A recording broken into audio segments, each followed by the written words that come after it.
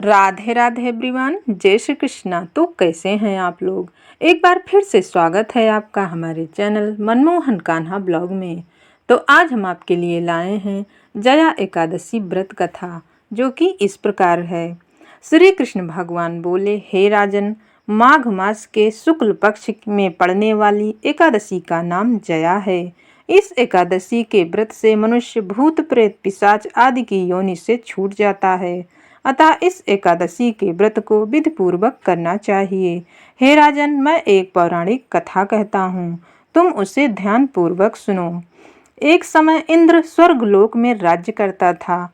वहाँ अमृत का पान कर नंदवन में अप्सराओं के साथ आनंद पूर्वक क्रीड़ा करता था। एक समय इंद्र अपनी इच्छानुसार अप्सराओं के साथ रमण कर रहा था। उस जगह गंधर्व भी गान कर रहे थे। वहां गंधर्वों में प्रसिद्ध पुष्पदंत तथा उसकी लड़की चित्रसेन की स्त्री मलिन थे।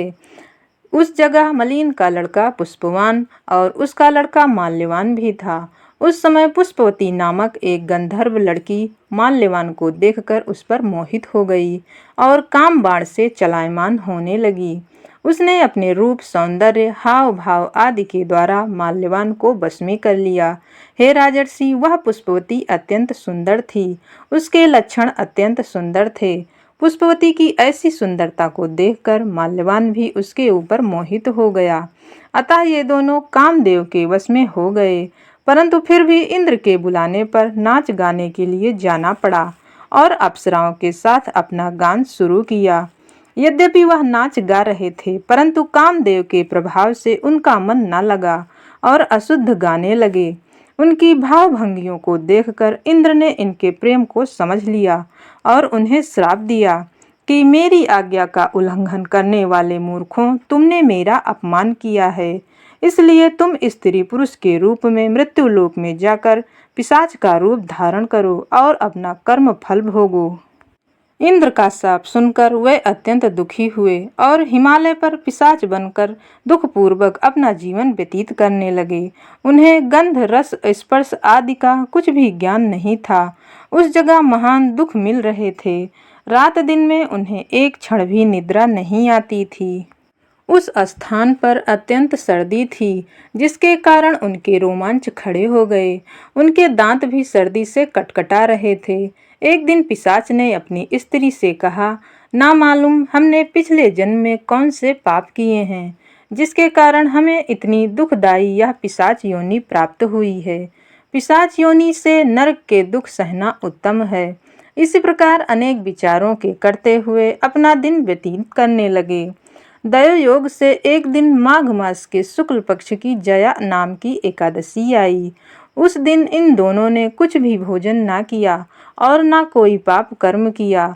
उस दिन केवल फल फूल खाकर दिन व्यतीत किया और महान दुख के साथ पीपल के वृक्ष के नीचे बैठ गए। उस समय सूर्य नारायण अस्ताचल को जा रहे थे। वह रात्रि इन दोनों ने एक दूसरे से सटकर बड़ी कठिनता से काटी। दूसरे दिन प्रातःकाल होते ही भगवान के प्रभाव से इनकी देह छूट गई और अत्यंत सुंदर अप्सरा और गंधर्व की देह धारण करके तथा सुंदर वस्त्रों तथा आभूषण से अलंकृत होकर स्वर्गलोक को चले गए। उस समय आकाश में देवगण तथा गंधर्व इनकी स्तुति करने लगे। नागलोक में जाकर इन दोनों ने देवराज इंद्र को प्रणाम किया। इंद्र को भी इनका अपने प्रथम रूप में देखकर महान आश्चर्य हुआ और इनसे पूछने लगे कि तुमने अपनी पिशाच देह से किस प्रकार छुटकारा पाया, सो सब कहो। इस पर माल्यवान बोले कि हे देवेंद्र, भगवान विष्णु के प्रभाव तथा जया एकादशी के व्रत के पुण्य के प्रभाव से हमारी पिशाच योनि छूटी है। इंद्र बोले, हे माल्यवान, एकादशी व्रत करने से तथा विष्णु भगवान के प्रभाव से तुम लोग पिशाच की देह को छोड़कर पवित्र हो गए हो और हम लोगों के भी वंदनीय हो गए हो, क्योंकि शिव तथा विष्णु भक्त हम लोगों के वंदना करने योग्य हैं। अतः आप धन्य हैं, धन्य हैं। अब तुम पुष्पवती के साथ जाकर विहार करो। हे युधिष्ठिर, इस जया एकादशी के व्रत करने से समस्त योनि नष्ट हो जाती है। जिस मनुष्य ने इस एकादशी का व्रत किया है उसने मानो सब तप यज्ञ दान किए हैं। जो मनुष्य भक्ति पूर्वक जया एकादशी का व्रत करते हैं वे अवश्य ही सहस्त्र वर्ष तक स्वर्ग में निवास करते हैं, ऐसा भगवान श्री हरि विष्णु स्वयं कहते हैं। इसलिए हम सभी को इस परम पवित्र जया एकादशी का व्रत जरूर करना चाहिए। यह कथा सुनने में आपको कैसी लगी हमें कमेंट में ज़रूर बताना, और अगर यह कथा आपको सुनने में अच्छी लगी हो तो प्लीज़ वीडियो को एक लाइक कर देना, और ऐसी ही धार्मिक कथाओं को सुनने के लिए हमारे चैनल को सब्सक्राइब कर लेना। तो मिलते हैं किसी और वीडियो में एक नई कथा के साथ। राधे राधे, जय श्री कृष्णा।